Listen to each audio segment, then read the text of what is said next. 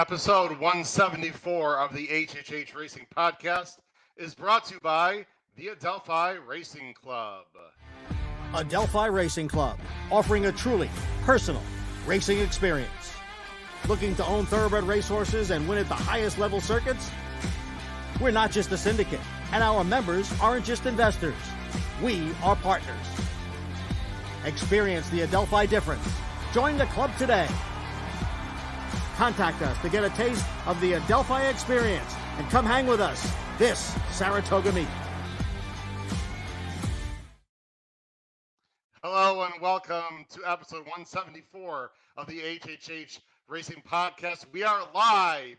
It is Pacific Classic Day at Del Mar. There are 3 races left. I'm your host, Howard Kravitz. Thanks for joining us live as we're going to be talking about, like I said, the late pick 3 here tonight as we are live right now, 8 p.m. Eastern Standard Time. I hope you had a great day so far. We've got some very exciting races to come. Please make sure you subscribe on the bottom right-hand side of the screen.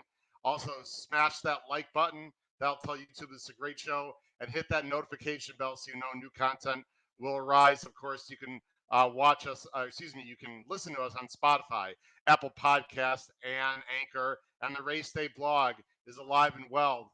First pick of the day on the Race Day blog scored today. Hopefully you had Sanctuary City at 7-2 at Saratoga. We have about 8 minutes to post to the first live race that we are covering this evening, the Del Mar Derby. So let me bring on my fantastic co-host from the Saratoga special. Let's bring him on live. Paul Halloran. Paul, how you doing tonight? Hey, Howard. How are you? How's your day been going? Do you have a little Olympiad today? Yeah, I was really,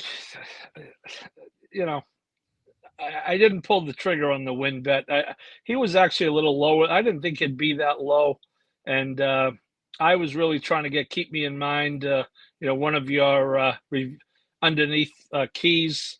I was really trying to keep me in mind second or third. And the pace just wasn't, fast enough for him to – I figured he's going to pick up the pieces off a fast pace.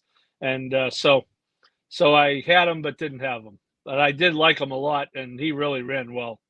Well, we're going to talk about the Jockey Gold Club a little bit tonight in between the races. You want to talk about glacial paces? We can talk about the Flora Bowl, but we'll I'll tell you what. I think we're going to save most of that analysis for the very exciting new news that I want to talk about with our new Tuesday shows, which we'll talk about a little bit. But Paul, let's talk about what's going on right now. We've got about I'm assuming you have FanDuel TV up, or that's what I'm going to be basing anything off of. We have, it looks like about 7 minutes to post to the Del Mar Derby. And by the way, for those of you that followed our show, of course, we have a little $2 mythical pick and pray going with the Winning Bread boys. And right now, no one's really killing it, but our wonderful podcast has $7.40. And the Winning Bread guys have yet to hit the board, but they were close in that last race. They had the 2, which hung on for a long time. We have the 1 in this race, Cabo Spirit. They have the 3. I believe the name is War at Sea. Let's go ahead and quickly bring up the PPs, Paul, of the Del Mar Derby. It's a grade 2. I think it's a pretty wide open race. I'm going to go ahead and bring it up on the screen right now. Who do you like in this race, Paul? Geez, I like the 1 a lot here, Howard, and I see he's drifted up to 7-1. I think you picked him on the show the other night as well. I did. I'm about to put in a cold pick 3 with him being my play in this leg. I guess I'm not surprised at his price. I believe as I'm looking at the board here, we've got one McKinnon now is taking a lot of money from what I saw before here. Let me see real quick. McKinnon's 5-2. Balnikov is 9-5. I got to tell you, Paul. He might be the best horse, but 9-5 to me is a big underlay. Yeah, he beats me here, Howard, and we all love Billy Koch too. We wish him no ill will, but that was a restricted stakes last time. It was a lot of horses got in trouble in the race. He ran well. Rispoli found his way through, but I'm kind of with you. 9 post coming out of this chute. He's and at that price, I'm against him right with you. Yeah, I mean, and I also mentioned on the show, on Thursday. And we'll have to see. Brady Klotz from Winning Bread made a good point that we probably don't know yet. When you look at the PPs here, Paul, I mean, Balnikov has gone a mile and 3/16, mile and eighth in France, although those were sort of smaller listed stakes. But since he's come here, he's been mainly mile and 16th. He's a little bit of a smaller horse. I'm not sure. It's such a fallacy to say, well, every Euro wants to go long. That's not true. Euros are just like our horses. Some like short, some like long. I'm a bit dubious about the mile and eighth being his best distance. And I think horses like War at Sea, maybe Cabo Spirit, might appreciate it. That's just my thought, Paul. Yeah, I kind of agree with you. I'm on the same page as you, but can we mention that we were on the wrong South American horse in the last race? Howard, you had mentioned the 6 as a price. I used the 6 as a C, and I kind of feel stupid not having that 8 at all. Well, listen. I'm not going to sit here and tell people I've had a great day when I haven't, because Olympiad really messed up the works, along with a certain jockey that I won't mention, who gave one of the worst rides I think in the entire Saratoga meet, and that sort of didn't help my situation either today at Saratoga. That being said, I did use the 8 just because I looked at the doubles and he looked like he was live, and he ran a nice race. So I'm alive a bunch of stuff.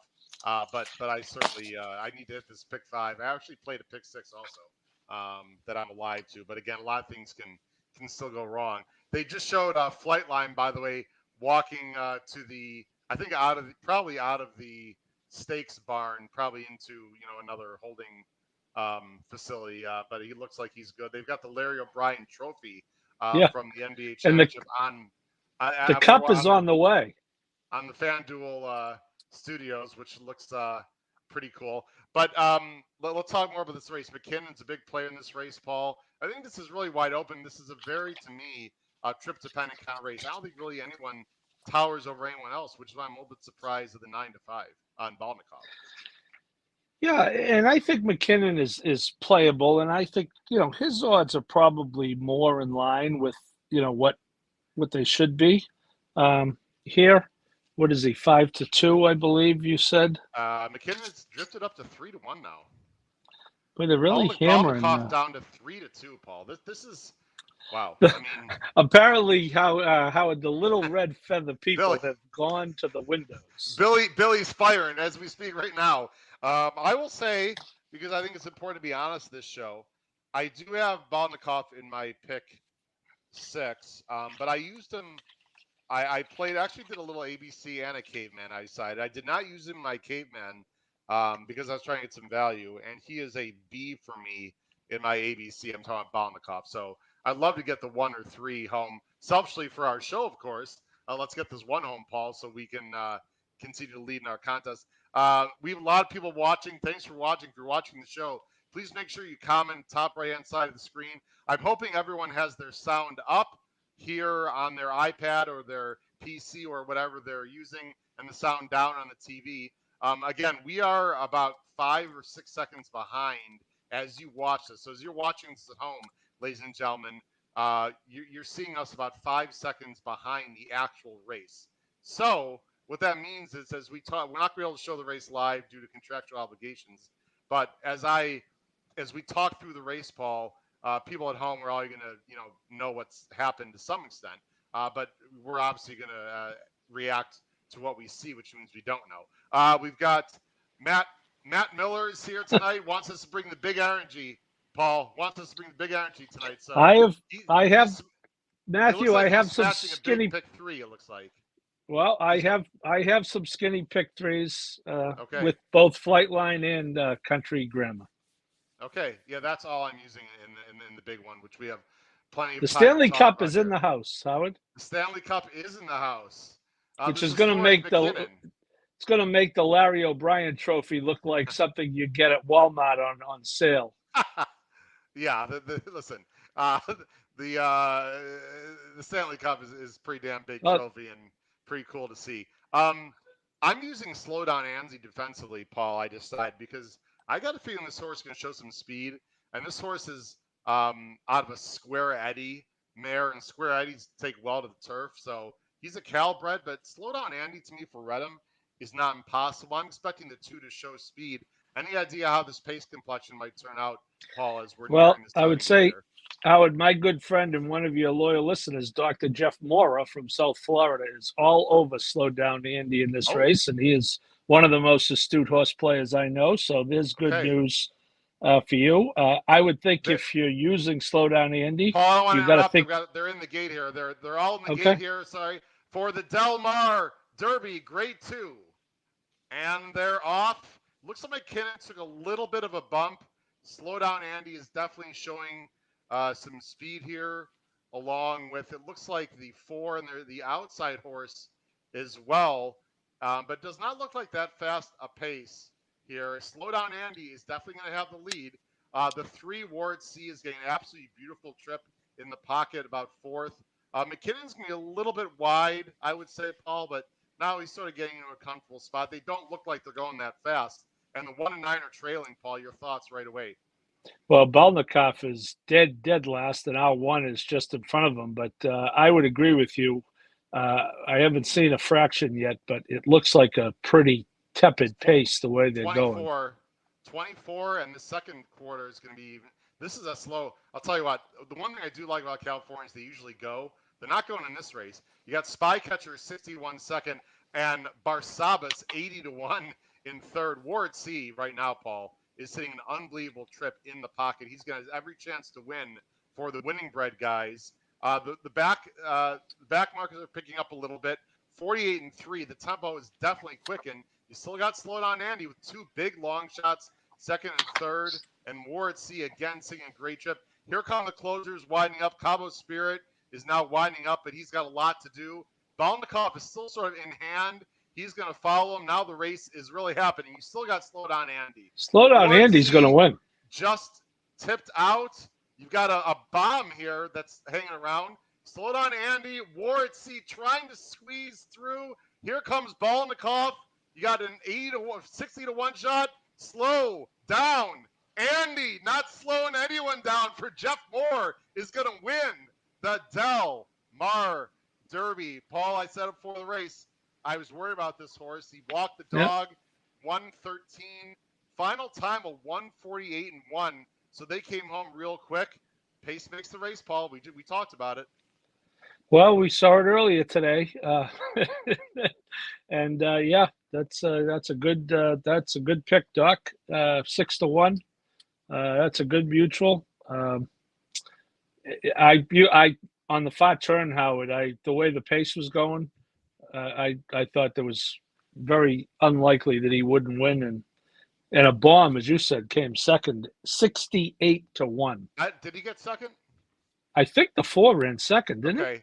I feel really bad about something, Paul. We didn't really talk about this horse on the Thursday show. I know I'm going to Matthew Chimura. Shout out to Matthew if you're listening. Someone brought up Slow Down Andy. He sort of poo-pooed him, but I looked at it again, and I thought this might happen, and he got loose. And one at Balnikov and Cabo Spirit just had way too much to do. Ward C tried to tip out as they're showing the overhead shot. Ward C had room. He just had no explosion. And I'm sorry, who's the name of the 4? It's let me see if I can get it. Spycatcher, who actually is coming out of a race that I bet last time. Spycatcher holds on for a second. Oh, clearly holds on for a second. Balnikov, Ward C got third. Balnikov and McKinnon out of the money. Paul, this is a monster try. If anyone does Mr. Moore, does he play trifectas? No, I would think he had a very good flat bet on him and probably didn't have the exacta.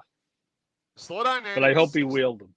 He was 6 to 1, Paul. I got a feeling this is played bigger in your pick 5s and pick 6s in your horizontals. I know he was 6 to 1 morning line, but I think a lot of people probably used McKinnon and or Balnikov and could have maybe even taken a chance and singled here. Mario Gutierrez with a great ride. Ward C, absolutely no excuses. Spycatcher, Brian Curatolo I'm looking at right now, Paul, 68 to 1. Finishes second. I believe he was coming out of the 7 Wonders race. Remember that horse, Paul? 7 Wonders, yes. The 20 to 1 morning. I believe. Let me double check and see if that's true. I think he is coming out of that race. I remember seeing the PPs. He is. He's coming. Yeah, he's a maiden. He just finished behind 7 Wonders, who's a horse that we talked about on this pod. Myself and Dylan Donnelly picked 7 Wonders at 21. Morning line went off at 8-1. So that form holds. You've got 6-1 over, 68-1 over, I think 8-1. Paul, my goodness. The exactor is paying $663 for 2. Whoa. That is tasty. And let's see, we got some comments here on the screen. Let's see. Dwee Fan. Dwee, thanks for joining the show. If I mispronounce your name, I apologize. He likes Tiz Magician a little bit and Gold Phoenix in the last race. So got plenty of time to talk about that. Let's see here. Christine, never say it's over till it's over. I can't tell how many times it's been tough on the day. Right, exactly. Well, Christine, I hope you hit that or hit something. That would be great. We're definitely going to stay positive here on the show. Paul, what that does, and I don't just to give updates for people on the horizontals here. You've got an 8-1 in the last race who was a mystery horse basically, but obviously he was somewhat well meant. I mean, he was bet a little bit. This horse is playing bigger than 6-1. You had a 3-1 to start the pick 6 with drawing a blank. Let's see who it is. With the first-time starter, I think National Treasure is the name of the horse, Paul, for Baffert. Yep, Johnny V. That looks like a serious horse, by the way. Remember that name. And then you got a favorite. This pick 6 is going to be spicy. The dollar pick 3. Let me see if we got it, Paul. Dollar pick 3. The dollar pick 3 pays $250. So if anyone's alive, if anyone's alive that's pick 5, Paul, even with a free square, you're talking what minimum I would say $500-$600 probably. Even, and that's with Flightline winning. I would agree. I definitely agree because I think this horse, this 2 is, maybe significantly higher than 6-1 in the pick 5. Yeah, absolutely. It's going to be interesting. And so, in terms of Pete Visco, if you're hearing this, I know a wonderful other co-host Pete couldn't join us tonight, or might be joining us sporadically. But Pete or Kyle Roscoe, if either one of you guys are hearing this, go ahead on Twitter and give an update on our contest. And neither the 1 nor the 3 was able to get in the money. So what that means is we go into the Pacific Classic, the winning bred guys have a possible free square and possible points for sure with Flightline. We have Country Grammar, which, you know what, Paul? I'm very happy with. If Country Grammar wins this race, it's going to be really hard for the winning bred guys. In the last race, they've got they've got Gold Phoenix, but I think Gold Phoenix is going to get bet down. So anyway, it might come down to the last race into our contest, Paul. Well, I agree. We could let's see what happens here. I think Country Grammar has a puncher's chance here. Yeah, for sure. All right, we got plenty of time now in the Pacific Classic, Paul. So by the way, Flightline opens. I think it looks like we have 33 minutes. Paul, Flightline opened at 1-9. No surprise. That was his. Actually, he was 1-5. His morning line favorite. And Country Grammar opens at his morning line of 4-1. You got Extra Hope 76, Royal Ship 25, Express Train 22, Stiletto 61. I mean, it's pretty much what I anticipated there. I don't think there's really any surprises on the board. Paul, well, we got some time here before we get into talking about the Pacific Classic itself and Flightline and other things. Let's go back a little bit to Saratoga, if you like, Paul. And I got some things queued up. And I actually, let's do this first. So I want to make an announcement to everyone. We got a lot of people watching. I'm going to bring this up on the screen for everyone. I want to make an announcement. Here at the HHH Racing Podcast, we are going to make a very minor, actually not a schedule change, but an updated schedule. We're very excited about this, Paul. I'm going to let you talk a little bit about this. But what we're going to do is we're going to go every Tuesday and Thursday nights, ladies and gentlemen. So you still should hit that notification bell, of course, so you know when new content will popping up. But we are committed to a full 2-night-a-week show. The shows are going to be shorter. We're going to cut them down to about 45 minutes to an hour, which we think works better for the viewers. But every Tuesday and Thursday, you can see on the screen, 8 p.m. Eastern. Now, Tuesday is going to be more focused on recap of the weekend's races that just occurred.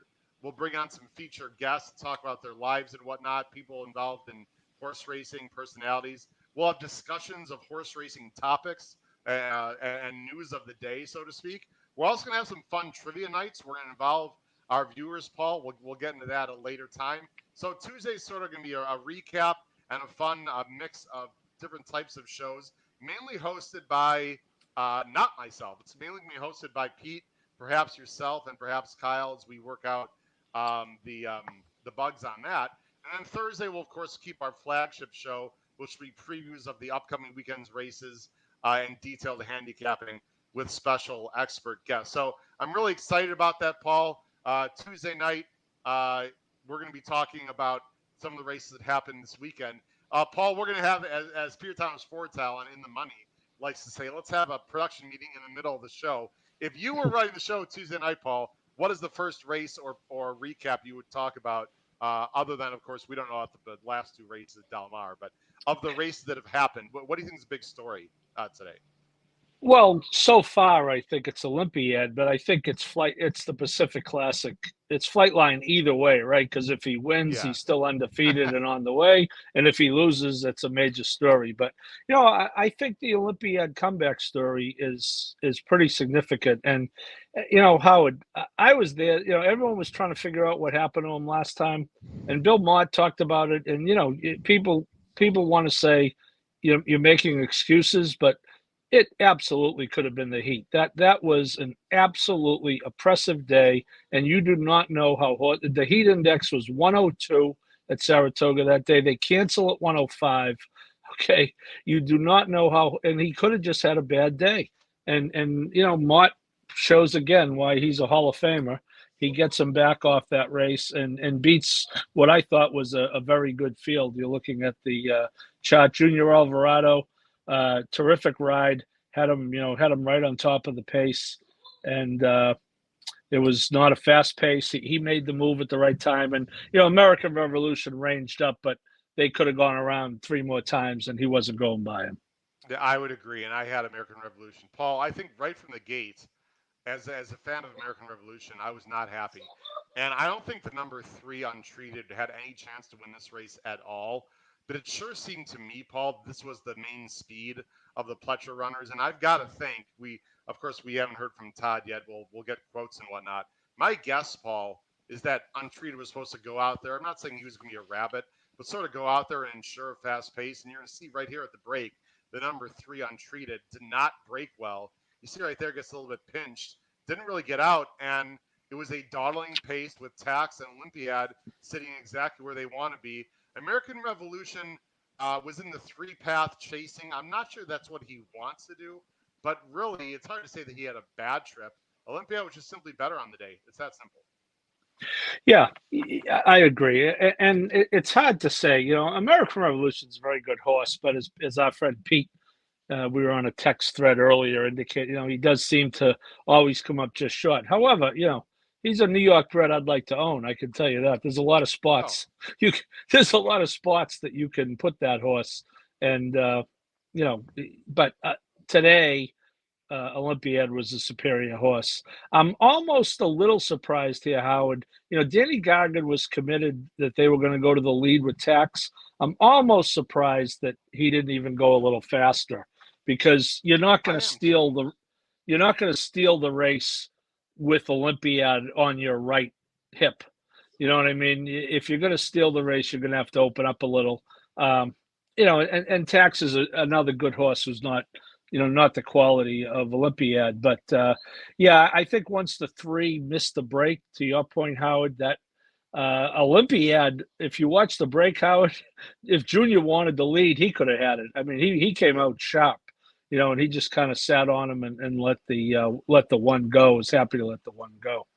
I do want to point out first captain here who was trying to close into a slow pace. And here's Keep Me in Mind. And I'm sure as a fan of Keep Me in Mind, Paul, you were not happy when you saw these fractions. This is just an absolutely impossible spot. But the point I want to make as we watch the stretch, I think first captain ran a sneaky good race. Now, I'm a bit, I'll put both of this back on the screen here. I am a little bit biased because, as you know, I have American Revolution and first captain at big prices in the Breeders' Cup Classic future bets. But again, every race you have to look at real carefully. And of the horses coming out of this race, other than the obvious Olympiad, I think you might want to take a real good look at first captain, who closed well despite the slow pace, and I think still has some upside. Although he also has some lengths to pick up on the best ones too. I agree with you, Howard. I thought he ran pretty good, and his I'm trying to get this 7/3 here, and sometimes when you have the big closer, it's not an advantage. You're like, oh, he's only 5 lengths off, but he's 5 lengths off a 1:37.1 mile. So Oh, so he got and sent he to is the going to 8 run path late. there. He was sent really Yeah, wide. he's wide, and he's running late. There was also a jockey change. I don't know that it mattered much, but Javier Yeah, Castellano got hurt earlier in the card. Jose Lascano picked up the mount, and yeah, he's a fine jockey, but he runs a non-threatening fifth, and I needed him to run a threatening third. So, uh, yeah. although the way it worked out, Howard, to be honest with you, I was not looking for Olympiad and American Revolution to run 1-2. I was looking for something a little spicier than that. Yeah, completely agree. All right, let's get on to well, last question, and we have a lot of people watching about the Pacific Classic, and well, I'll get to the comments in a minute. Thanks everyone for watching the show tonight. As we're about to go through the field for the Pacific Classic. Last question: where do you put Olympia now in terms of the Breeders' Cup Classic picture, Paul? I mean, he's not going to get that kind of trip if Flightline and/or Life is Good goes. So I still No, think but he's up against it, but it was a nice return to form for this horse. well, I'll tell you right as we sit here right now, he is in the mix. So he is right Oh, wow. because Okay. all you got to do is just get out your PPs and draw a line through that Whitney, and then see how he looks. Okay. Interesting. So, And how Paul, how he looks if you draw a line through that Whitney, Howard? how's that? 7 in a row and 8 out of 9. Okay. No, listen, he's a very nice horse. You could even still say he's underrated. But anyway, you guys will be talking more on that show. Paul, we got a lot of people want to get into our discussion. I didn't want to do that. Sorry, guys. A lot of people want to get into our discussion, of course, of the Pacific Classic. So let's do it, Paul. Let's get some comments here. We got a lot of comments here on the screen. Derby Bandit, we're going to talk about, and I don't even mind the expletive on there, Derby, because we all feel that way. We're going to talk about that on Tuesday, so make sure you come back Tuesday, Derby Bandit, and we might even show a little bit of that race later tonight after the Pacific Classic. Um, let's see, what else here we got here? Post time the Pacific Classic, Aces. Thanks for joining the show. We got about 20 minutes. I see, Paul, 21 minutes if I can read this correctly. About 20 minutes of Pacific Classic, so it's gonna be approximately 20 so we're minutes. smack about 8:50 Eastern. So let's see here. John, thanks for joining the show. So John Harako, and I hope I pronounced that correctly, and anyone else who's watching our show for the first time, thanks for watching the HHH Racing Podcast. Due to contractual obligations, of course, with FanDuel, we're not going to show the video live on this channel, but we are going to talk through the race and sort of, give a track announcer, recap as the race is going on. So we are going to talk through the race live, but John, we can't show the video. Again, I highly recommend everyone just have your sound up on your PC or your iPad, your tablet, whatever you're doing to watch this show. And thanks for watching. And turn the sound down on FanDuel or whatever else you're watching the actual race on, so you can get a feel for both. But that's the answer to that question, John. Let's do this, Paul. Before we get into Pacific Classic, let's take a real quick break here on the HHH Racing Podcast, about 90-second commercial break. Let me set up a few things here in order to do that. And then we will jump in to the past performances and detailed analysis of the Pacific Classic. Thanks for joining us, everyone. We will be right back.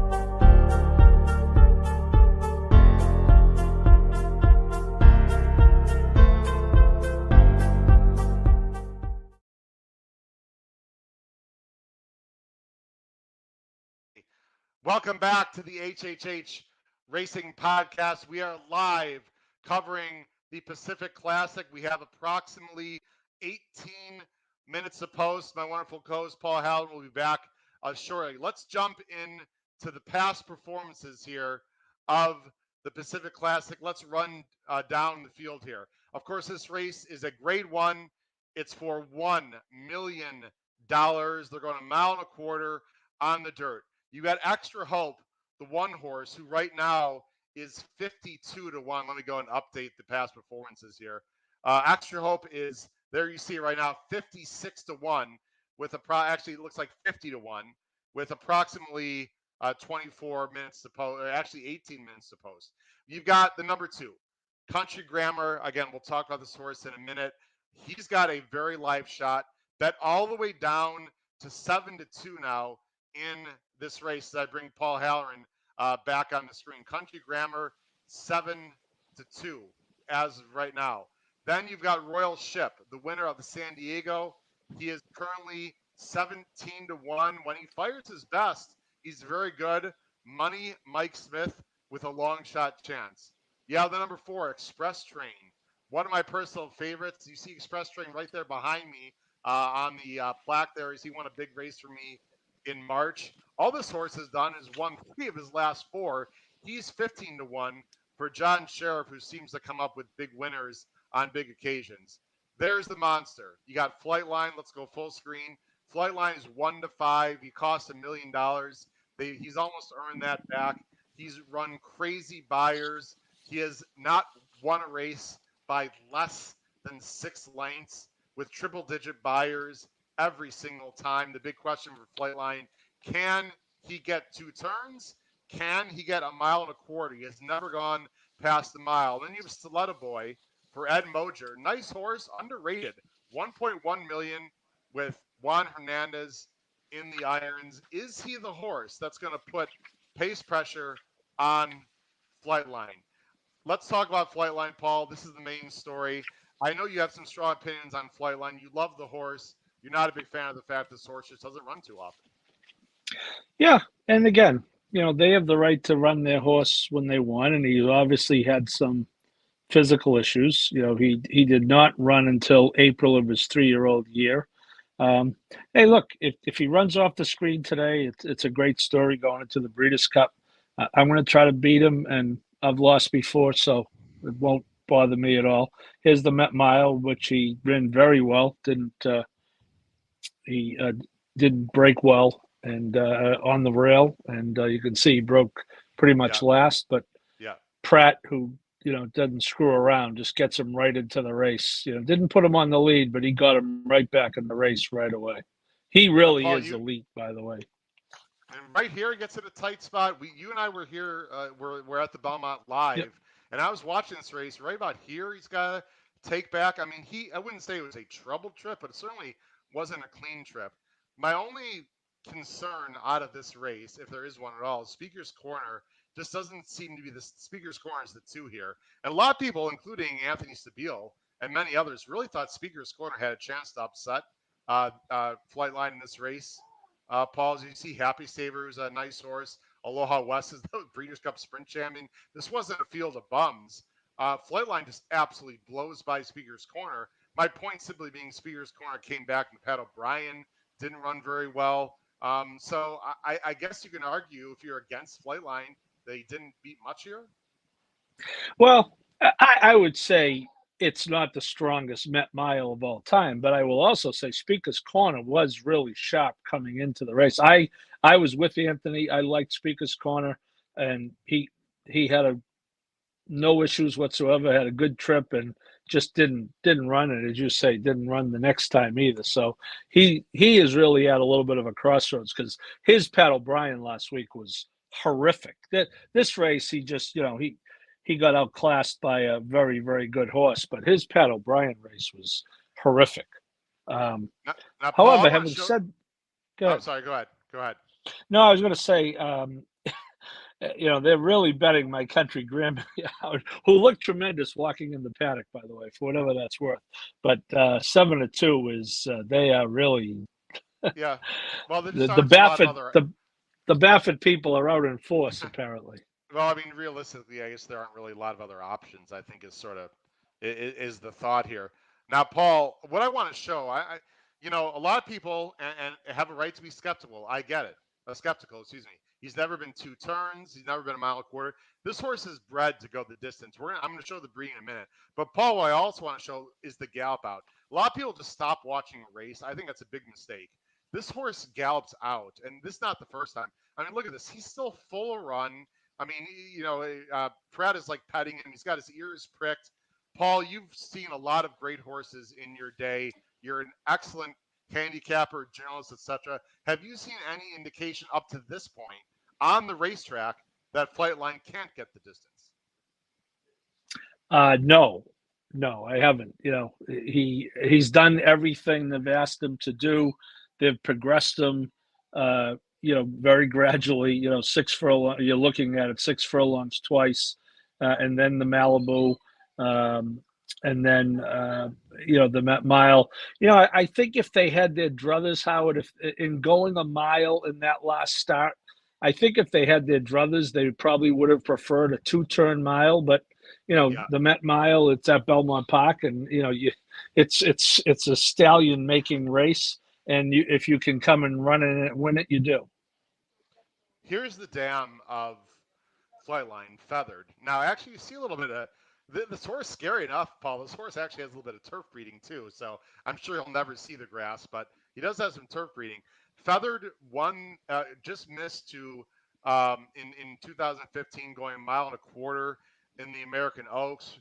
This horse ran in the QE2, mile and 8, didn't run very well, but this horse, the dam has certainly been 2 turns. That has not been an issue. You go a little deeper into the family tree. The Grand Dam, Tap Your Heels, was really nothing special for Alan Goldberg. But on the dam side here, you see Indian Charlie, and then you see Receipt, who also has some turf but has 2 turns, who has some Stormcat in him. So, Paul, the breeding is there. This horse is by Tappet.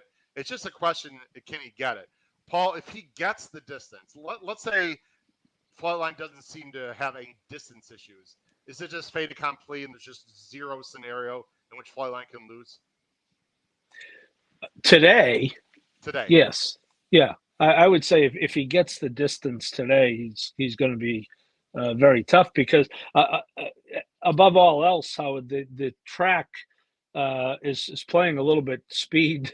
It's being very friendly to speed, so that's not going to hurt him either. So let's talk about who we both believe, Paul, is the main nemesis here, Country Grammar. Country Grammar for Baffert, as I'll go full screen here, and Johnny V. This is a pure 10 furlong horse, right, Paul? I mean, it's right up his alley. He's continuing to get better. He's won an incredible almost $11 million, mainly off the heels of the Dubai World Cup, which was a $12 million race when he beat Hot Rod Charlie and Chua Wizard. Distance not a problem. If Country Grammar wins, I'll be perfectly happy about that, Paul. I am alive. Not that anyone cares, but I'm alive too. But I am alive to Country Grammar and Flightline in my pick 6, and I actually have both of them in my pick 5 right now. So I actually wouldn't mind if Country Grammar wins, just from a pure betting perspective. Is it possible that Country Grammar is getting a little bit too much love here? I mean, I don't really know how strong the Dubai World Cup was, Paul. I mean, he beat Hot Rod Charlie, who, I don't know, I've soured on him. It wasn't, he's won some nice races, but he hasn't faced, the true speed. Well, actually, Face Life is good, so I really shouldn't say that. How good is Country Grammar? I'll stop that. Well, Howard, I think yes, the odds are lower than we'd like, but it's a byproduct of what else is there. I am really against one thing I would really bet on in this race is Country Grammar is going to beat Royal Ship. Royal. I think Express Train is a nice horse, but more a grade 2 than a grade 1. Stiletto Boy is way overclassed here as 10 far minutes as to post, by the way, Paul. 10 minutes to post. We got to show it now, right? If I'm ever going to show, we got to show it now. Go ahead. They are on the track in the post parade. By the way, yes. I want to get a look at Flightline because I did not see him walking into the paddock. I did see Country Grammar, who looked terrific. Royal Ship looks good on the track. Right now in the post parade, he looks absolutely I'm sorry, that was Country Grammar. Country Grammar looks great. I'm on my phone right now. I haven't seen or heard. Of course, we can't hear what they're saying. If anyone wants to comment Flightline what's being looks said, a but little warm unless that's his natural color on his neck. He's got a little sweat going unless well, no, he's got some white he's on his got. neck. A lot of people thought that on Belmonte, Paul. He's got a scar there. I actually Okay. tweeted it out. He does All have a right, scar good. there, so people think he's sweating, but he's not. Oh, that's He, right. He ran yeah, into remember the that? I wall. tweeted that out. Yeah, Yeah. he looks One to fine. five, 1-5, and 3-1 on Country Grammar, Yeah. and everyone Those else of you is watching, double digits. those of you watching live, we really appreciate you watching. We have a lot of people. Please comment in the live chat right now in the live chat. How are you betting this race?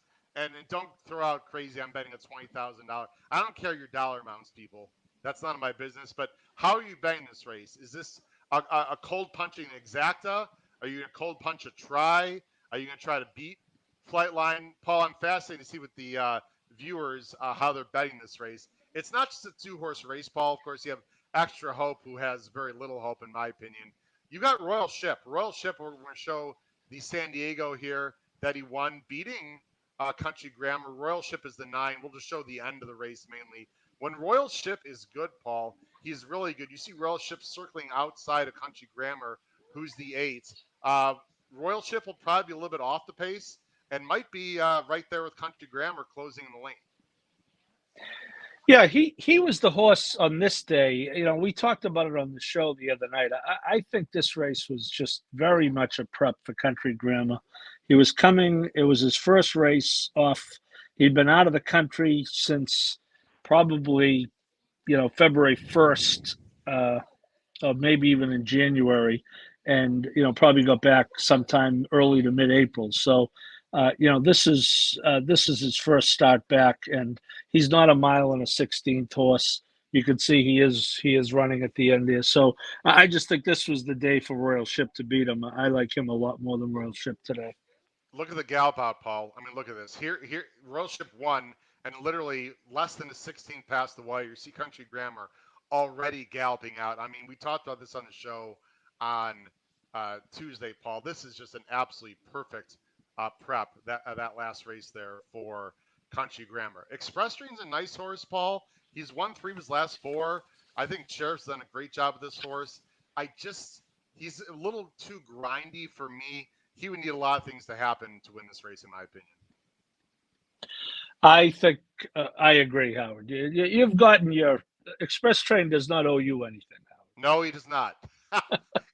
He does not. He helped me get my biggest score of all time. So, no, John Sheriffs and Victor Espinoza owe me absolutely nothing.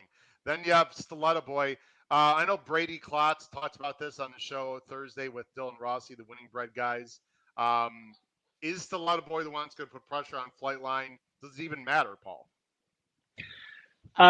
Well, I think Stiletto Boy has to go. Presuming they're in the race to try to win it. He can't win the race any way other than somehow going. It could end up being a suicide mission if Flightline is either just in front of him or he'd be better off if Flightline just behind him. But yeah, I would think that Stiletto Boy especially from out there, Howard. I would think he's a dead send. Now, Paul, I talked about this on my Race Day blog. Again, the Race Day blog, if you're interested, I highly recommend people check out the Race Day blog. Look below the video player. The Race Day blog is a Saturday-only tip sheet that I sell very inexpensively. It's had a lot of great prices in the Race Day blog. We've had pick 4s, pick 5s, etc. Highly recommend you check out the Race Day blog below the video player. Paul, I talked about how Country Grammar can win this race. If you are Bob Baffert and you're giving instructions to Johnny Velasquez, how do you beat Flightline? In my opinion, Paul, you have to make a move on the far turn. You have to make Flightline uncomfortable as soon as possible. I know it's a tricky thing. You don't want to go too early. You have to turn it into a stamina test, in my opinion. Don't wait until like the stretch. I think you got to take it right to Flightline and just hope that you just can't handle the distance. Is that how you would tell Johnny to ride this race? Yeah, and even beyond that, how you can't lose touch with him, and I don't think Johnny will. We talked about that the other day. If you saw him He's got 2 wins on this card, and he had another pretty good day yesterday. Yeah, JW. There's no Nothing harm wrong in with that at all, passing the right? race. Tom I played Espinosa. Tom's doubles. going 5-2-4. I think that's an excellent try. That's an excellent trifecta, Tom. I like that. Ralph saying they can't believe they do have show betting. Now I've not. Paul, why don't you take a look at that? You have the actually they're showing the show There was pool no right show now. betting. There is show betting. There is. There's Well, they're not. 126,000. I just saw 126,000 to show on Flightline. There is a bridge jumper. I've seen bigger bridge jumpers. I'm guessing, Paul, this is Naira. I will tell you this, Howard. Naira Bets is not taking show betting. okay. They California is. I know Twins. Everyone else is. It looks like. I just let's see here. I just had up on my. Let me get the pools out here. I just saw the pools. Here we go. I'm looking at it right now. As of right now, Paul, you've got 128,000 to show on Flightline. The next horse is Country Grammar at 32,000. There's 64% of the show pool's Flightline. That's not a big bridge jumper. I would guess, Paul, completely guessing, someone did maybe 25, 30K to show on Flightline. But this is not the biggest show. Mine. This is not going to be really the biggest bridge jumping I've seen. Although I would understand it to some extent, although it's nothing. Have you ever? I mean, forget the 20,000. Have you ever made a decent size show bet, Paul, on a big favorite just to try to get something back in your entire No, life? I'm more apt to bet everyone else. I agree. I go the other way, right? In fact, right now I should put show bet. Paul, excuse me. We've got about 3 minutes to post, about 2 minutes to post. Paul, how are you betting this race, or are you just going to watch and enjoy? I bet Country Grammar in 3 doubles going into the next race. Okay. I used the 2, 5, and I used our 5 horse, Howard, our price horse. There we go. Tango, tango, tango. Matt Miller. I talked about Matt, of course. There you go, Matt. We'll take that. The BC champ from last year, and also a good friend of mine. We've been talking throughout the day. Let's see. I'd love that. I'd love to see a 2-9 double. So Country Grammar Masterpiece is $33. I think he said, believe it or not, I don't know if it's still $20. I can look it up. Matt said the Flightline Gold Phoenix double is $20 for 2. And Gold Phoenix is going to be what, 4-1 probably. So I mean, there's definitely value out there. And that's what it's 18. such a fantastic right now handicapper. it's 18, Howard. Yep. For 2, right though? Correct. Again, that's Flightline into Masterpiece is $7 for 2. Okay, so that's 5-2. But you can get what, 8-1 on Flightline into Gold Phoenix. If I said, Paul, I'd love an 8-1, you'd be all over that. So listen, there's definitely value. They are not quite at the gate yet, Paul, as I'm looking on the screen here. Final odds or almost final odds as they are walking to the starting gate.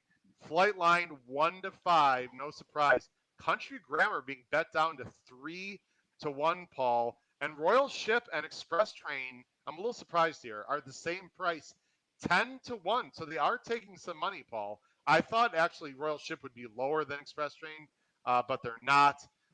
Last question as they're approaching the gate.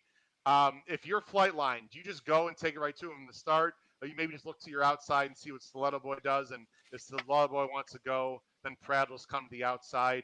What do you think Pratt will do here, Paul? Will he read the break, or would you think they have a special design in their head here? No, I think he'll just see what Stiletto Boy does. But this is a long run to the first turn. They got to go pretty much the length of the stretch. So Pratt will have every opportunity to put him exactly where he wants to. All right, they are about to go into the gate again. As you're watching this at home, ladies and gentlemen, there might be a chance there's a few horses already in the gate. As Paul and I are watching this live for us, Extra Hope just went into the gate. They're all going to be going into the gate. We've been waiting a long time. Very exciting from Del Mar, the 2022 Pacific Classic. Can Flightline do it? He is 1-5 as they go into the gate. Good luck, everyone, with your wagers. Flightline looks a little bit warm, but it is warm out today. And they're all at the gate, and they're off in the Pacific Classic. Flightline looks to get out just fine. They don't look like they're going too fast, Paul. They're all sort of lining up here. No one seems to really want to take the lead and challenge this monster, Paul. Yep, he is. Right. He is just waltzing right to an easy lead as they go into the first turn. He is now. Country Grammar is in the 2-path, a little bit in between. Actually, Extra Hope just sent, which is good for Country Grammar. Country Grammar is in a very comfortable spot. He's on the inside, following Extra Hope. Paul, this is about where I figured Country Grammar would be. Flightline looking very comfortable on the outside. We don't see Fractons. Express Train in the 2-path and 4th, right behind him. You've got, see, Royal Ship is in last. You have Stiletto Boy, who did not send. I don't see any fractions, Paul. FanDuel is not showing. 46 flat. 46 flat that's for the fast, half. and Flightline is pushing the button right now, Paul. He is going right now. Extra Hope is making him work a little bit. You said 46 flat. Right now, it's a 2-horse race, really, and Flightline made a bit of an early move, Paul. I'm a little surprised, but I actually like this move, Paul. 109 and 4, just under 110. Wow. 109.4. Here comes Country Grammar now. Is he going to get an inside run? Yes. Country Grammar has zero excuses, Paul. He's coming up the inside, but he's except got he's a 8 long lengths way. behind Flightline. Well, I understand. He's got a long way to go. Country Grammar is asking. Here comes Royal Ship. Looks like he might be going by Country Grammar. Flightline is absolutely on cruise control. Flightline and Flavian Pratt, he just looked back. There is no competition. He gets the 3/4 in 109.4. Flightline and Flavian Pratt, no one can touch this absolute monster. Flightline wins the Pacific Classic by 15. Wow. Paul Halloran, wow. He passed the test. I mean, this horse, I don't even know what superlatives you can say. It was the final time 159. Oh my goodness. Oh, 159 and 1 in hand, Paul, on a track that, it is never known to be super fast. Paul, I know, you gave Dylan Rossi a little bit of crap, rightly so, in my opinion, to be honest, about this maybe being, the best horse ever, at least in his lifetime. Paul, he's still got to do it on the biggest stage in the Breeders' Cup. I've been around 51 years on this earth, Paul. I know you've been around a little bit longer. I'm ready to say I'm not saying he's the best horse I've ever seen in my lifetime.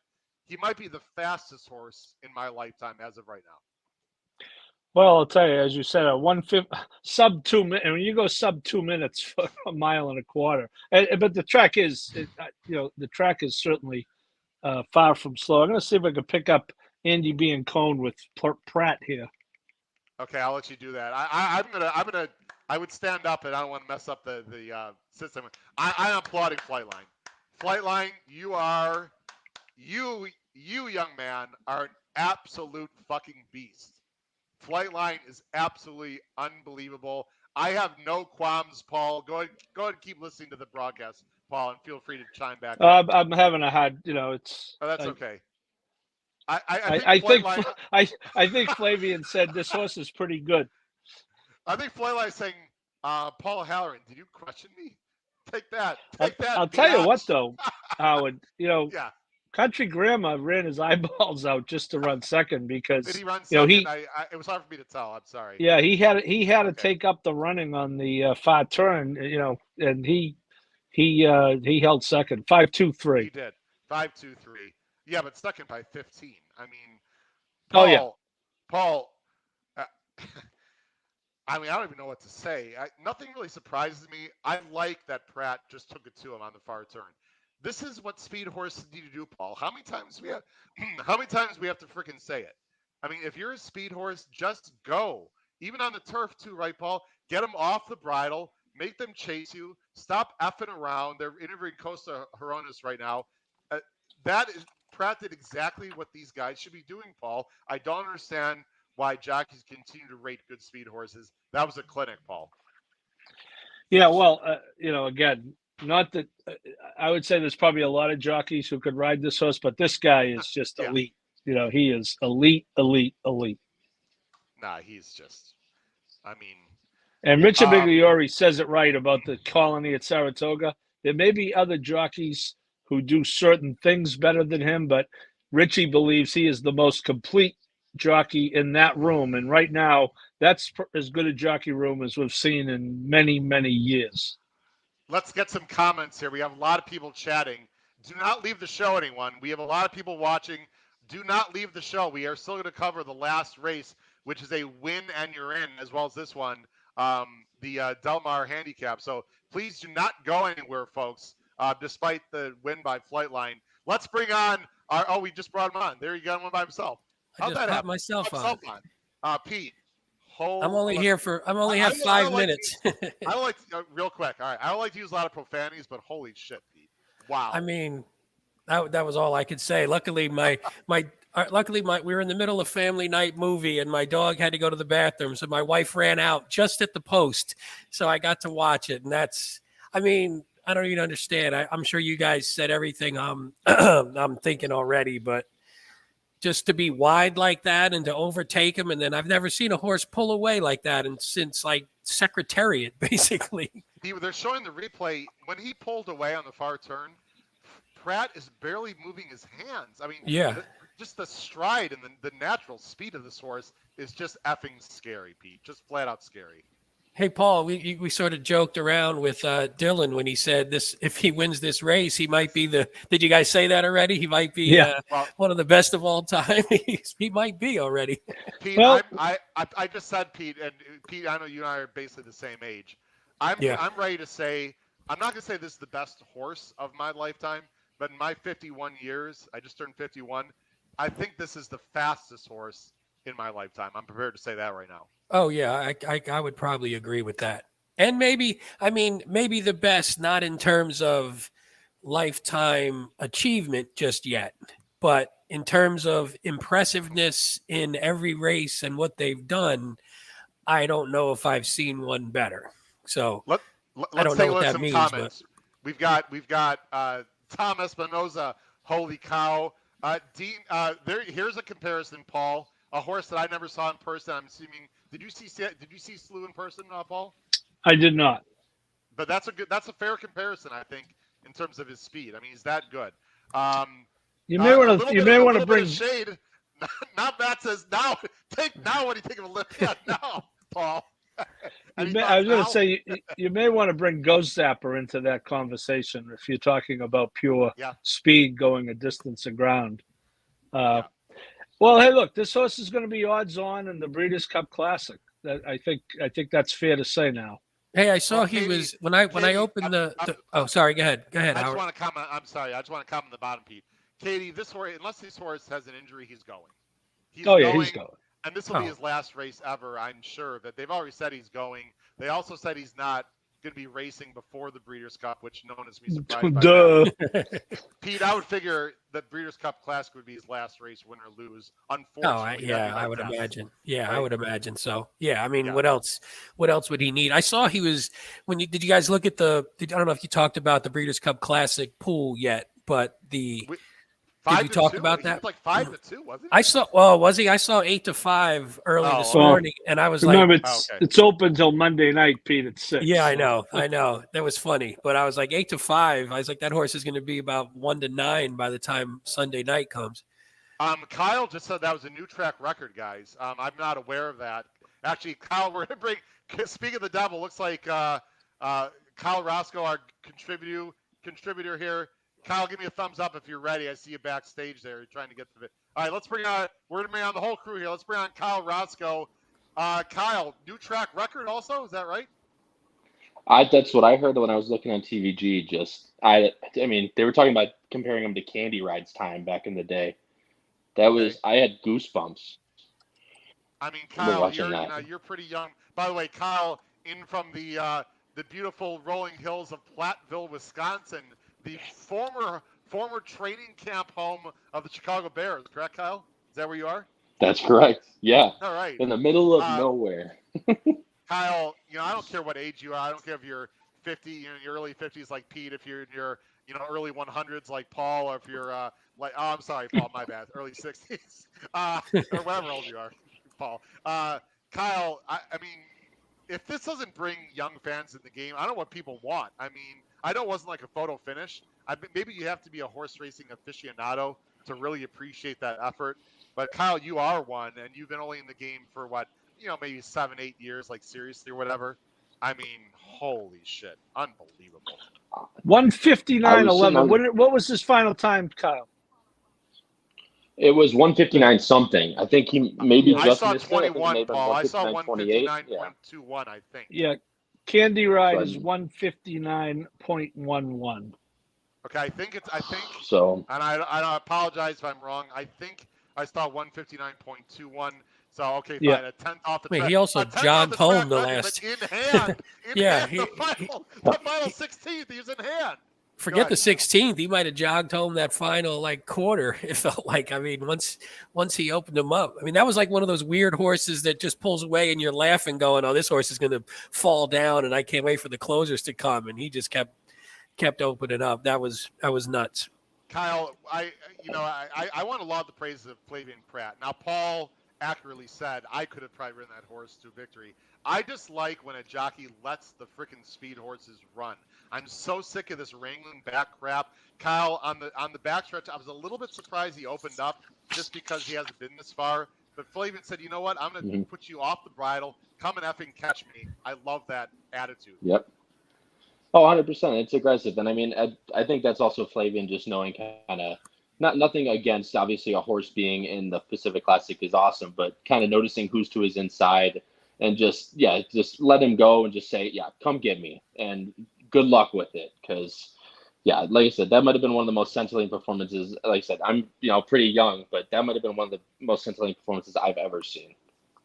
Absolutely. Yeah, we're not young, and it's probably up there. I have to go back to family movie night, but I wanted to pop in and just say wow and hey, what's up, everybody? I'll see you guys later. We'll see you Tuesday. Pete, you might be hosting Tuesday, so we got a few other comments. Let's. Paul. Paul is there. Paul, this is a very interesting point by Matt Miller. Would you like to comment on Matt's comment, Paul? He said again. I realize there are people that are listening on audio.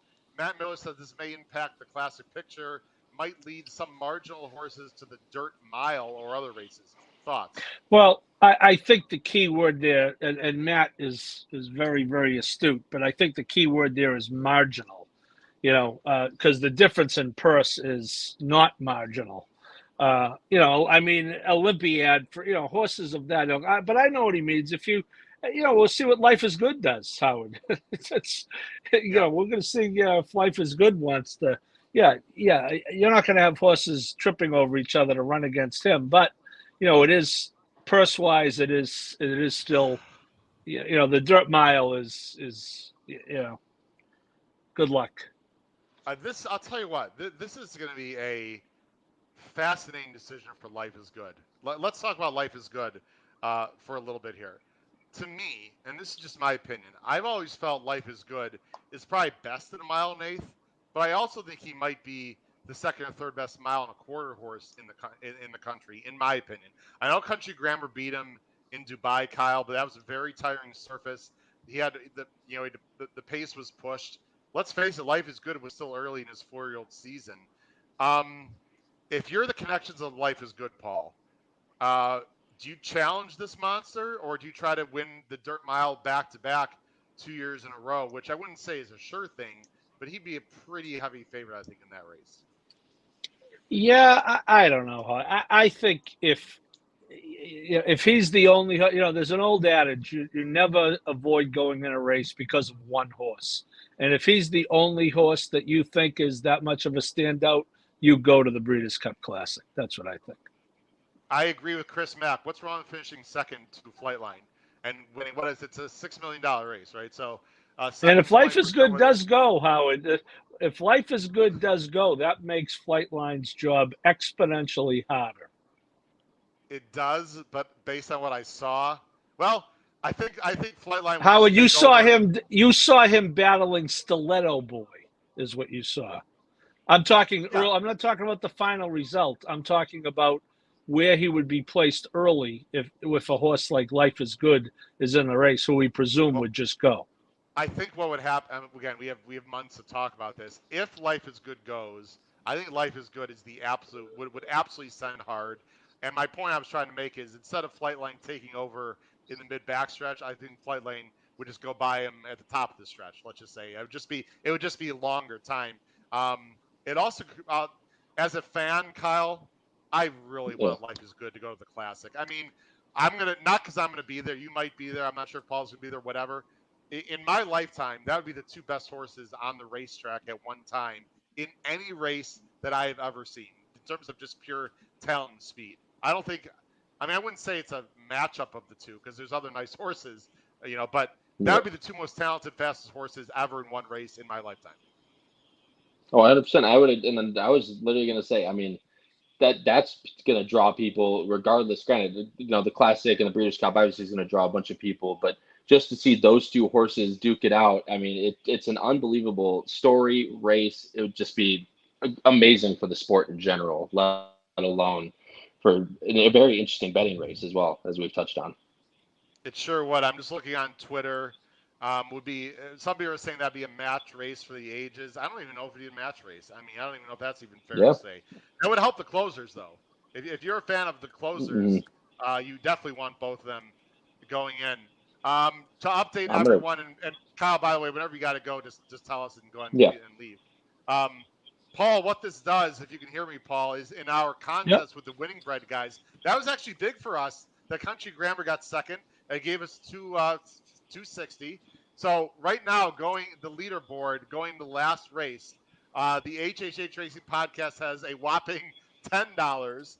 The Winning Bread Boys have $4.70. Gold Phoenix is who they have. We've got Tango Tango Tango, which if we were playing a real mythical pick and pray, Paul, we'd also pick Gold Phoenix as a blocker per se for you to use a tournament and a poker terminology, but we can't do that. So right now, Gold Phoenix, they can still win for sure. Gold Phoenix is 5-1. Tango Tango Tango is 19-1. I don't think Gold Phoenix would pay 530 to place though. So what the winning bread guys need to win our little contest here is they either Gold Phoenix to win, or if Gold Phoenix gets second, they need a little bit of a price horse to win, and then they'd also need Tango Tango Tango not to run. So I know a lot of And people we don't know like he's singing going to pairs, run, right? Howard. We So know he's going to run. well, Tango Tango Tango is 19-1 right now. Paul, any other takes? Country Grammar ran just fine. I mean, they were all just. What are you gonna say? I mean, Stiletto Boy didn't show speed, but you know what? I don't blame them. I think Stiletto Boy's connections were trying to run for second or third. I don't blame them at all Yeah, but for doing what they they did. didn't, Howard. They didn't. He can't run third. He can't run from behind and get. Well, You but he's might. not gonna. You But wouldn't. he can't go to the lead. And I mean, either way, they're screwed. Well, So I don't know. yeah, yes, he could. You could go to the lead and hope to get passed by only Flightline if you run around second or Well, third. yeah, I mean I guess. that horse not. I mean, not that it matters. It's about the 50th most important thing, but that horse not being sent is idiotic, Mister Oh wow, Hernandez. wow. Okay. Really. I mean, it's a 6-horse field. You're cashing. I think you pays the top 4. So, Okay. if you want to take a shot, send him and take a shot. But that horse is not winning from off the pace anytime soon. Okay. No, definitely not winning. For those people live in the pick six like me, selfishly, Gold Phoenix is 1,800 for 20 cents. I'd take that. And I'm also alive to the 9. Wow, it's better than I thought. The 9 masterpiece is 1445. Not bad. I am alive to Tango Tango Tango, Paul, in the pick 5. That would be That's a good one. 2,200. Yeah. That'd be 2,200, and the pick 5s with Gold Phoenix is about 800 and about 6. So basically, my entire day comes down to this last race. So I definitely need one of those 3 to come in. I think we need to talk about. Kyle, you gonna stick around for this last race here on the show? I was gonna say I gotta go outside. I actually see the fire just lit up outside, but I appreciate you letting me come in. I just wanted to talk about Flightline and all that stuff. But I appreciate it, Thanks a guys. lot, Good luck Kyle. in the last race. Thanks, Kyle. Howard. Thanks, We'll Kyle. see you Tuesday. We'll see you Tuesday, I believe, right? For sure. Yep, I will be here. All right. Thanks, Kyle. Take care, buddy. All right, so that was Kyle Roscoe chiming in. Let's talk about the last race, Paul, because we have one more race, and you and I have some very, very a clever opinion. If it's going to work out, we have absolutely no idea. The last race, there's only 10 minutes to post. It's the Del Mar handicap. Let's bring it on right now as we speak. Let's bring it on right there. You got it's for 1.3 miles. This is a win and you're in, Paul. The winner of this race gets an automatic berth to the Breeders' Cup Turf, which, frankly, no matter who wins, they'd be at least 20-1 and don't really have much of a chance. But it'd be nice for the connections. The horse we talked about a lot in the show on Thursday is for Little Red Feather, who is going to try to redeem themselves from the Balnikoff loss earlier with Gold Phoenix. Paul, this is a very interesting horse with a huge jockey upgrade. Yes, Mr. Pratt. It's one thing you got to love about these guys, how they win the race of the year so far, or one of the races of the year, and they're right back at it. And often they're right back at it in like an allowance race. This at least is a grade 2, as you said, a win and you're in. But yeah, this horse is always he tries every time. Looks to me like they bought him out of Ireland.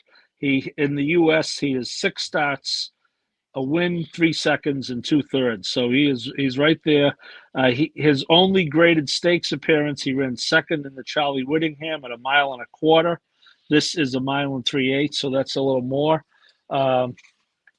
And I think, Howard, one of the reasons I think our 5 has a shot here is, these marathon turf races, I want someone forward, as we saw at Saratoga yet again today. But I would rather have someone who is going to be forward, obviously as long as it's not a ridiculous pace. And I think the 5 has got a chance to be forward. Is the 5 good enough? I don't know.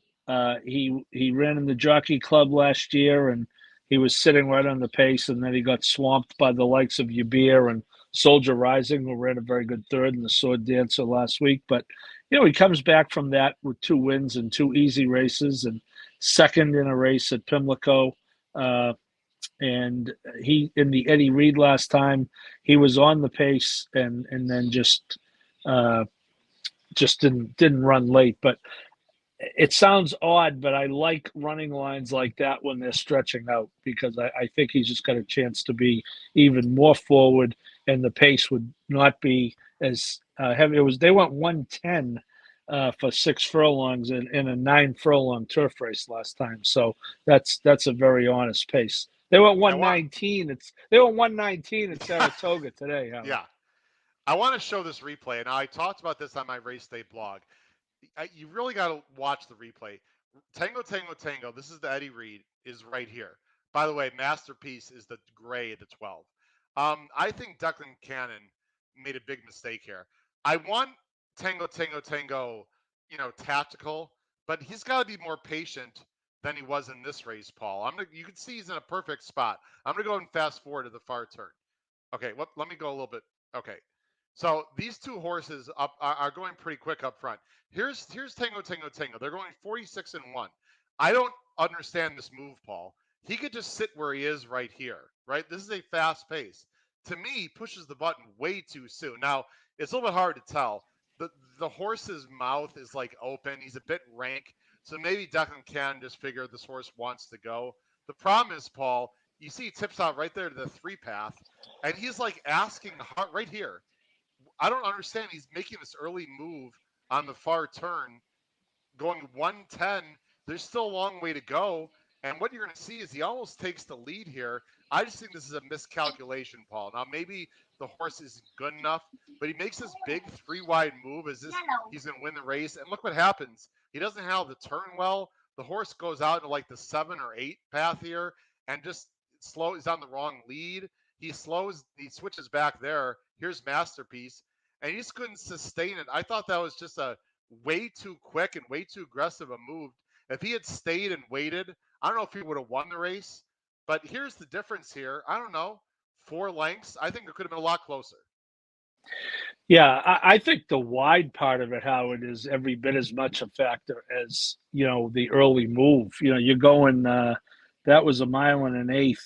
No, was it a mile and an eighth, Eddie Reed? Yeah. I think it was a mile and an eighth. Yeah, it's a mile and You know, an that's eighth. a mile and an eighth. And, you know, someone says, well, he's not that wide. Well, when you're 3 wide all the way around going 9 furlongs, you know, that's you're traveling a lot of extra ground. So Yeah. I think he's looking at a much better trip today.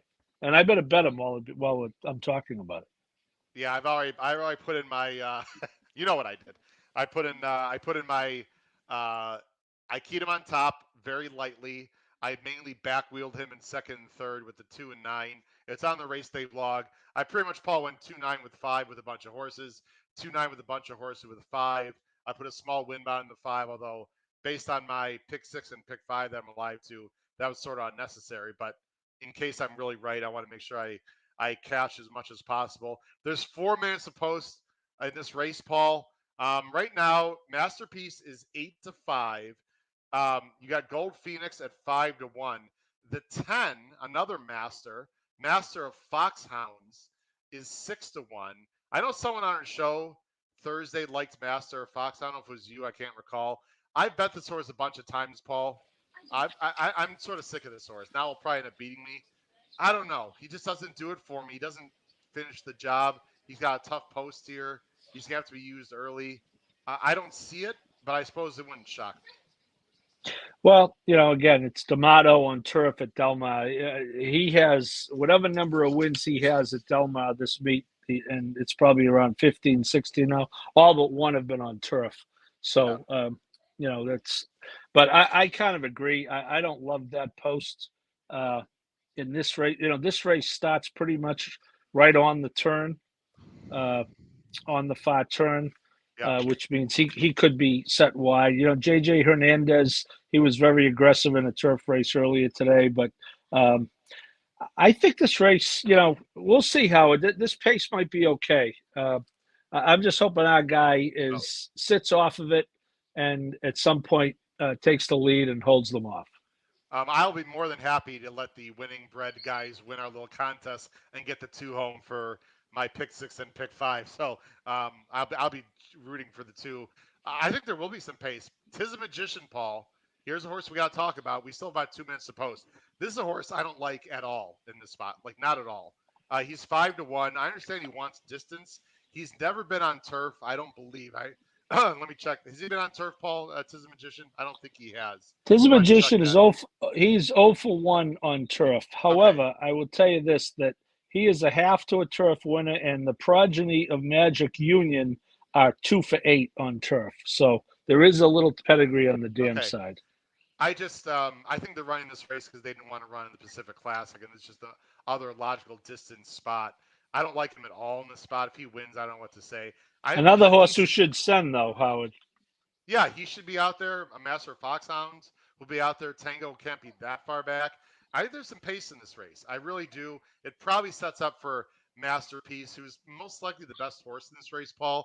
But selfishly for me, and I guess for you also, Gold Phoenix and or the number 5, Tango, should be sitting, you know, right off the speed and get first run. It's just going to come down to talent and timing and whether that hole opens up, etc. And if it comes down to that, Paul, I'll take Flava Flav at 5-1 on Gold Phoenix. Christina Blacker with her money back special on the 5 in this race. Wow. How's that? Okay, Christina, I like it. I don't One want of my favorites. I hope Dylan. I hope that Declan Cannon is not too aggressive early. I want this horse to settle. That is a very quick run, by the way, into the first turn, Paul. So, you know, these outside horses are going to have to go a little bit. There's 1 minute to post. Go ahead, Paul.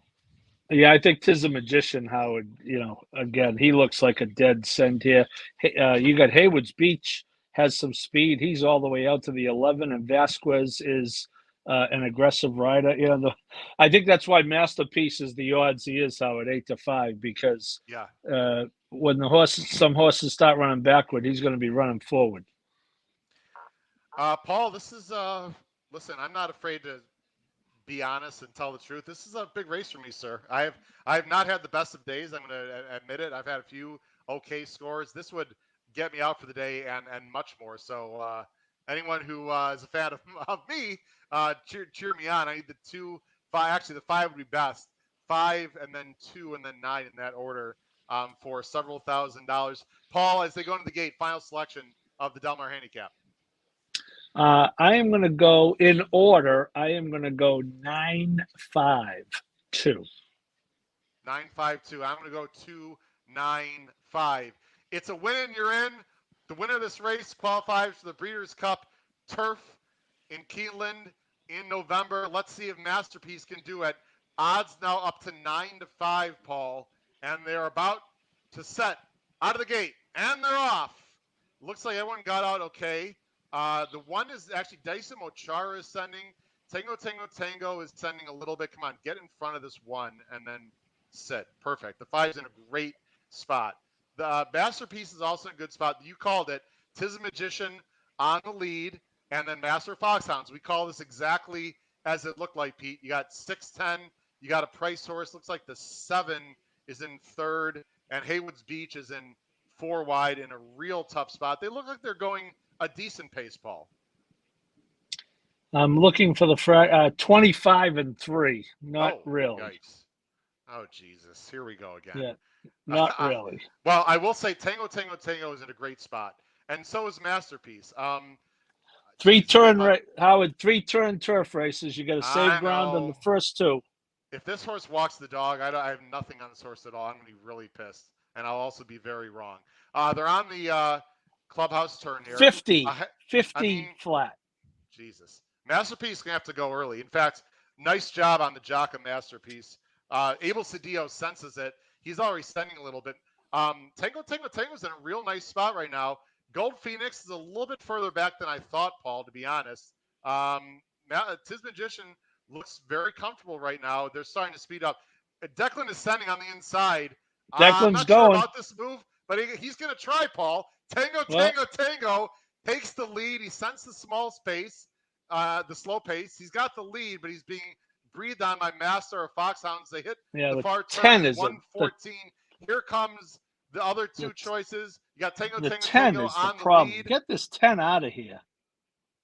Master Foxhound's still there. Uh-oh, I froze up. Are you kidding me? Oh, here we go. Come on, Tango. Dig Tango. Big Tango. Or someone fucking go over the top of this horse. Someone come over the top. Good, one of these. Oh, not the one. Are you kidding me? Someone please. Oh, not the one. Not the one. Get there with this 2. That's fine with me. Yes. 2-9. All right. Winning. Nice job, Winning Bread, guys. You won the contest. I don't care. That's fine. What a ride by Flavian Pratt. Wow. Gold Phoenix gets up for the Winning Bread boys, and Little Red Feather, Paul Billy Koch, is going back to the Breeders' Cup, Paul. Good for him. Good for him. Absolutely. And there's the difference. I mean, this guy is just unbelievable, Pratt. And you called it on the backstretch, Howard. He sensed that they were going too slow, and this is just a great ride. I'll take it. Right over the top. Right over the top of Matt. How about Dicey Mochara with a huge effort on the inside? I'm pretty sure. I mean, I hope I didn't mush myself, but I have Masterpiece. I'm pretty sure the 2-1, right? Unless it's a brutal bob. Ooh. It actually wasn't the best bob, but Gold Phoenix looks like he wins, Paul. Barely. It was absolutely the worst bob possible for Gold Phoenix and the best bob possible for Masterpiece. It looks like, it's not official, Paul. It sure looks like Gold Phoenix got there by a head, correct? Is that how you saw the same thing? I don't think he got there by a head, but I think he got there by, several Jimmy Durante noses. Okay. All right. Yeah, you're probably right. It's more by a few nostrils. What a ride. Unbelievable timing. I don't mind the ride by Declan Can on Tango Tango Tango. The rail was open. It was a slow pace. I don't like to give a lot of crap to jockeys because, Paul, they've been really, it's official. 291 610. I guess Declan was in a tough spot, right, Paul? If he doesn't go and then he might not get through on the rail. I don't know. He went for it. I don't have a problem. He just wasn't good enough. I'll tell you what hurt him, Howard, is the damn 10. You know, because when you make a move like that, what Declan made, Yeah. he's looking to open up some real estate Yeah. and hold Yeah. on. That the DM10, who was never going to win the race, Yeah. just he never could separate himself from the 10. Yeah. Tough lot. If you had the 9 for any type of score there, that is a tough beat. Oh, they're watching. Yeah, absolutely. Masterpiece got the jump. And if you would have told me that, I would have been surprised. Thank you, Tom. I appreciate it. William Anderson hit again, apparently. Congratulations. Matt Miller, there's the double we talked about. Remember the $20 double? I mean, if that paid, what did it pay? 18? What did it pay, Paul? Let me see here real quick. It paid $8.20. No, 15.20. Yeah. So it paid what 6.6 to 1. Is that right? I'm doing math teacher. Correct. Yeah. 6.6 to 1 with the best horse we've seen in my Yeah. lifetime. I mean, and see this again. I loved we can talk about this another time, Paul. Gold Phoenix goes off at 7-2. Okay, you got bet down, Paul. It went off at 7-2, and you get 6-1 with the Flightline Gold Phoenix double. This is why I'm gonna leave Matt Miller on the screen. This is why Matt Miller has won the 2021 Breeders' Cup Betting Challenge. Why he's so damn good is because, and he admits he's a B- handicapper. Money management and understanding finance is so important. 6.6 to 1 is an absolute steal for a double, and it's not red boarding. We talked about it before, Paul. Yeah, well, as Flavian Pratt is elite on the track, Matt Miller is elite in ticket structure. Well, now you're seeing why. Listen, I'm going to be humble. I'm going to be honest. I feel like I'm a pretty good handicapper, and my ticket construction has definitely improved over the years. Matt Miller, if you're listening, he has definitely helped me in certain areas when it comes to contest, Paul, because I've only been a contest player for a few years, and these little idiosyncrasies are so important when it comes to contest play. Because Paul, if this was the Breeders' Cup, there's literally thousands of dollars of doubles of Flightline into this horse to end the day in a big tournament. I don't think it paid. I don't think it would have paid $15, Howard. No, absolutely not. Yes, Matt is the value guru. Congratulations, Matt, if you're out there. Paul, that's going to wrap it up here. This was fun. That was a lot of fun.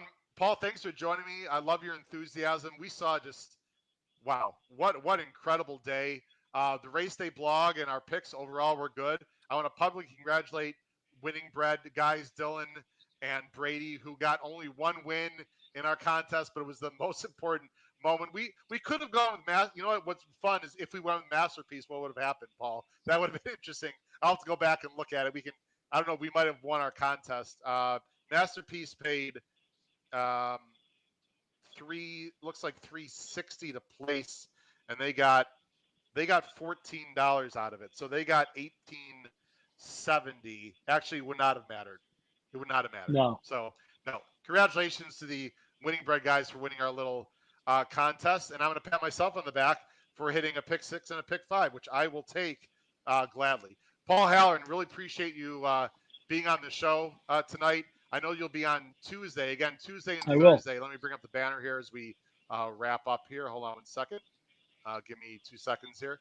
There we go. So again, we are going Tuesdays and Thursdays, ladies and gentlemen, permanently at 8 p.m.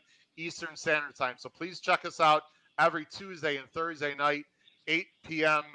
Eastern. Hope you really enjoyed our live show tonight. Hope you join us this Tuesday at 8 p.m. for a recap of all these races and much, much more. For my co-host right there, the great Saratoga Special journalist Paul Halloran, and myself, Howard Kravitz. Thanks for joining us tonight. Enjoy the rest of your Labor Day weekend, and we'll see you Tuesday night. Take care, everyone. Bye-bye.